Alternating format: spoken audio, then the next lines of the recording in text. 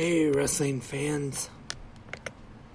Welcome to another episode of 360 Wrestling Fanatic right here. And I just want to start off by saying today's episode for March 7th, 2022, I got a new laptop I am using right now, so I am trying streaming once again. It's been a while since I have, and hopefully it'll work, since I'm a little rusty. Haven't streamed in quite a while. I don't even remember the last time I streamed. So hopefully everything will go okay here for the stream right here today. And let's get into today's episode of 360 Wrestling Fanatic for, like I said, March 7th, 2022. I am your host, Lance Brock. And first, I gotta talk about a few of the major news stories that took place yesterday. Or not yesterday, last week. Sorry about that. Of course, probably the biggest news that took place was Tony Khan buying Ring of Honor, and the effect, obviously, that it has on the pro wrestling business as a whole. And definitely interested in the seeing what will happen with Ring of Honor in the future. What the future holds for Ring of Honor going forward. And now we know that Super Card of Honor will be taking place WrestleMania weekend, and there's been match announcements I should say, and the Hall of Fame announcements: Samoa Joe, CM Punk, Bryan Danielson, and now we know that Kerry Silken is the newest inductee into the Ring of Honor Hall of Fame. But I am definitely interested in seeing what Tony Khan has in store for ROH. Now, the rumors have been starting about Cody Rhodes when he first left AEW, that the rumors him going to WWE started right away. People were saying he was going to Saudi Arabia and was going to show up at Elimination Chamber. And then there were rumors about him being at Raw the next night and then showing up at WrestleMania to have a match. But now that doesn't appear to be the case. And now the rumors that are online are that apparently he actually didn't leave AEW, and that he will be running Ring of Honor, which is now owned by TK, Tony Khan. Is any of that true? Who knows? That is yet to be seen. We just have to wait and see what happens. Stay tuned to that. And other news.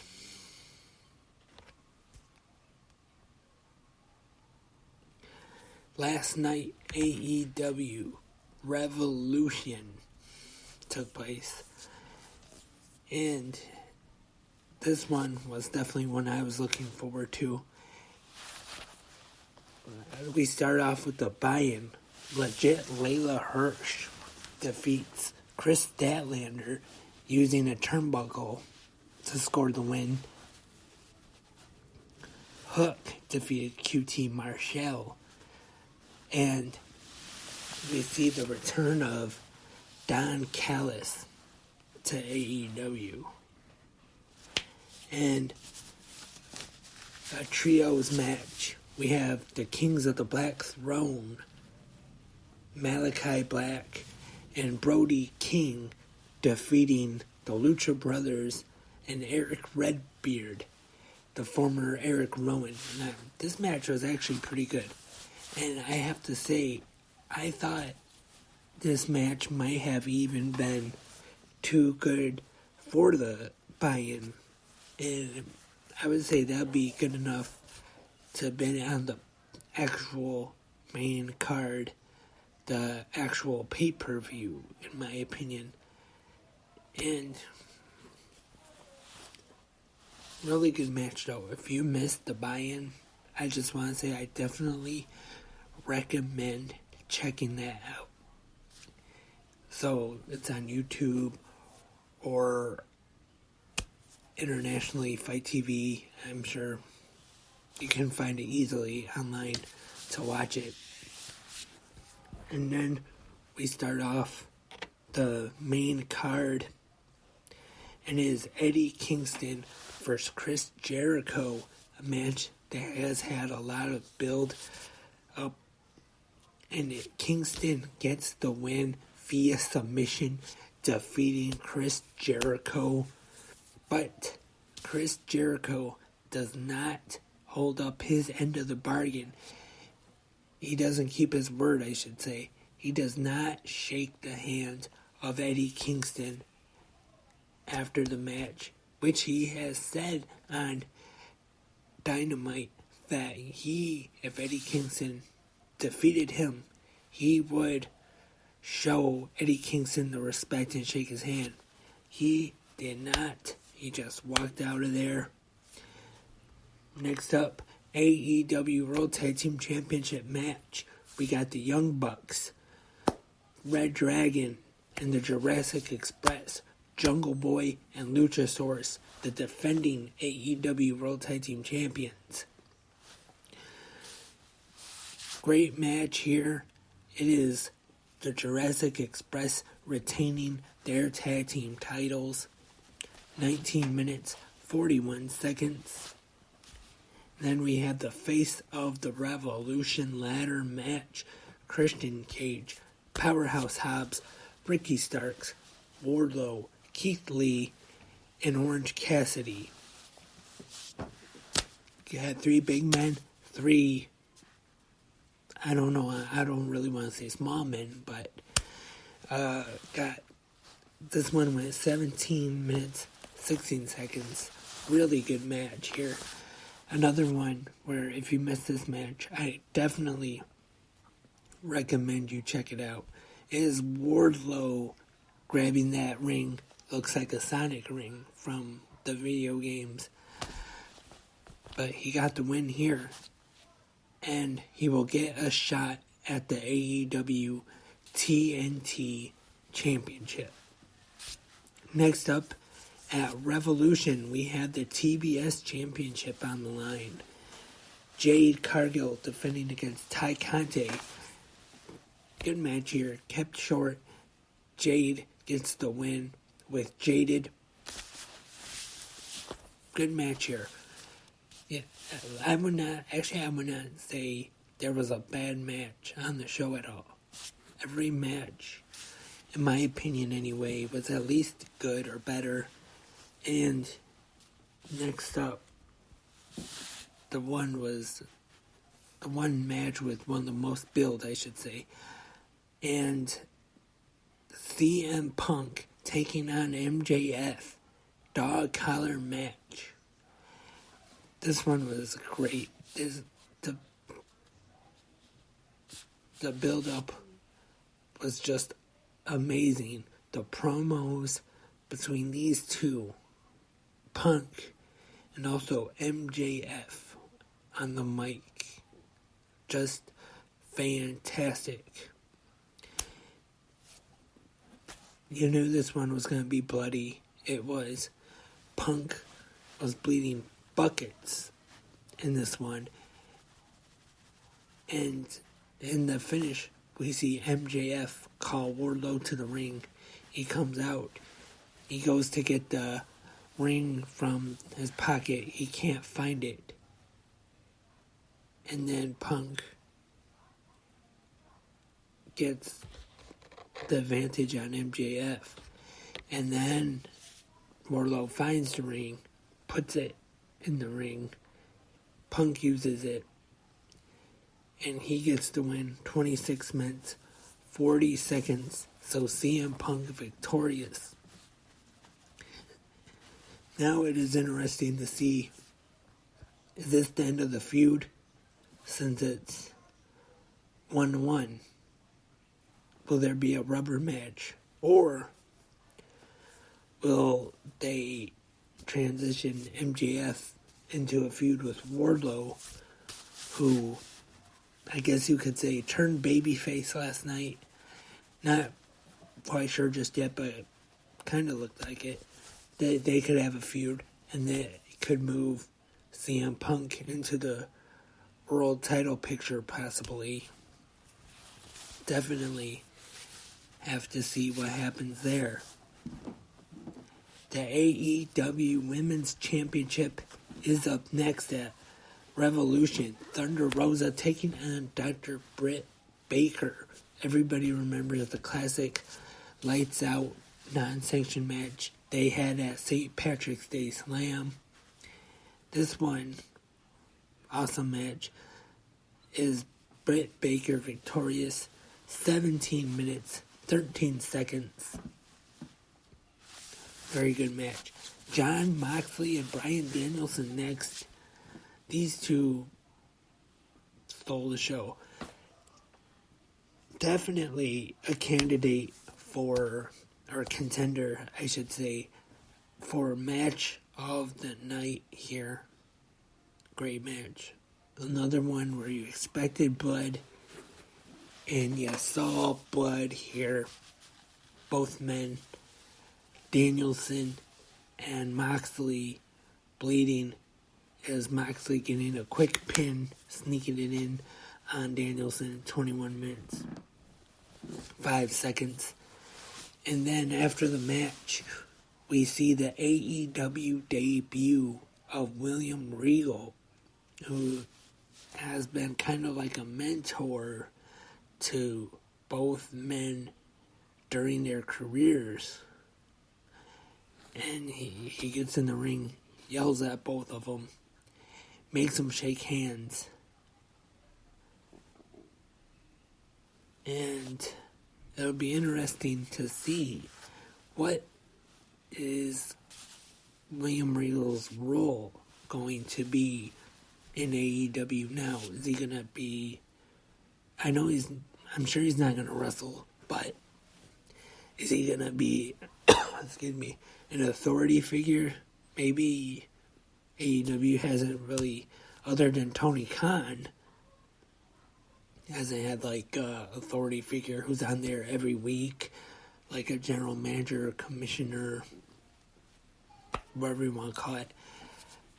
Or will he be like just like a manager, or just behind the scenes agent, producer? The Tornado Trios match is up next. Excuse me, easy for me to say. The AHFO taking on, they're not taking on, Andrade, Matt Hardy, and Isaiah Cassidy taking on the AEW TNT champion Sammy Guevara, Sting, and Darby Allin. This one, a brawled all over the building. Sting even getting up there, doing the splash through the tables. Sammy Guevara doing a crazy Spanish fly on Isaiah Cassidy on the stage, way up there. Or not way up there, it wasn't that high.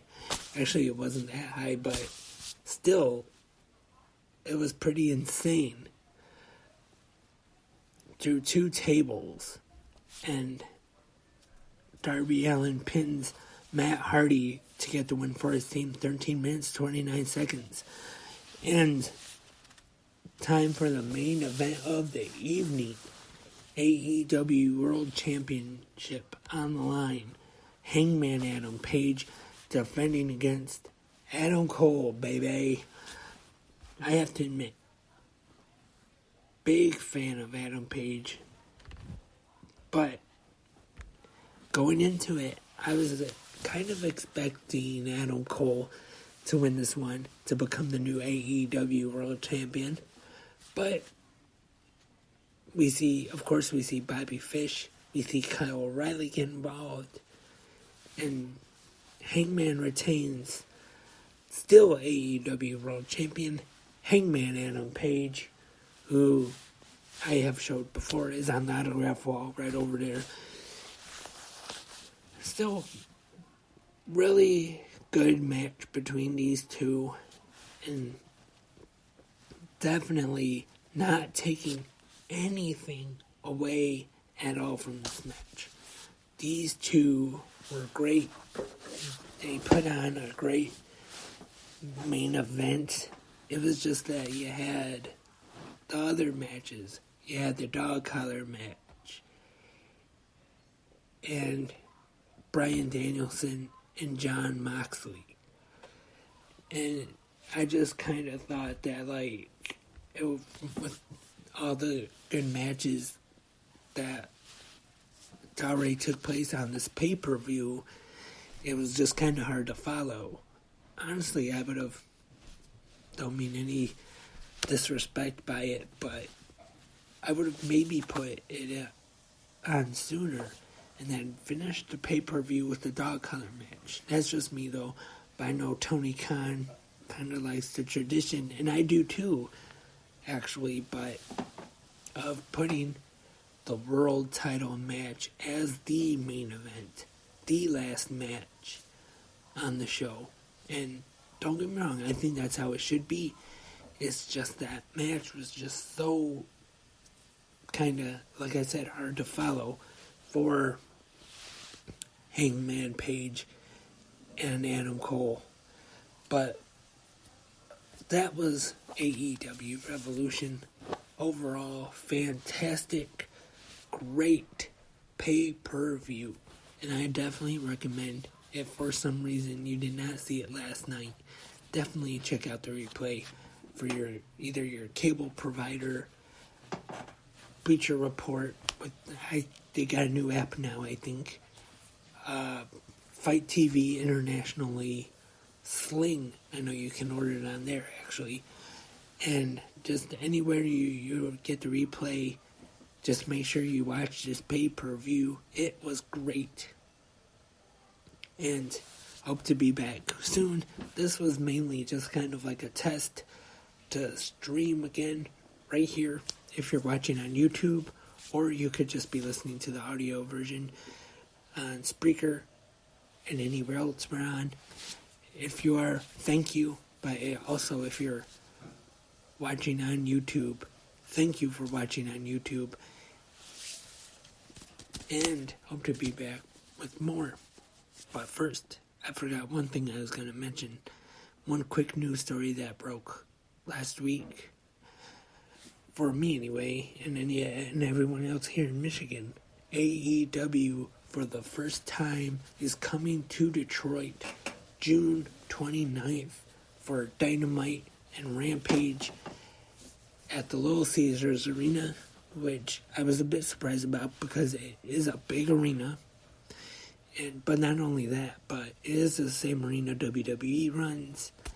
And I know there's been other arenas that WWE also runs that they have ran as well already, but I wasn't sure if they would run Little Caesars or if they would go somewhere else.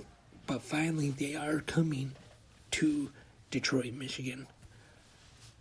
Hopefully, maybe I'll be able to attend. Who knows? I would like to, but we'll just have to wait and see. So stay tuned. I'll keep everybody informed right here on 360 Wrestling Fanatic. And thank you once again for listening to the podcast today, whether you're listening to the audio or you're watching on YouTube. Right now, the live stream, testing it like I said. But that's all for now. Until next time, I am Lance, and I am a wrestling fanatic.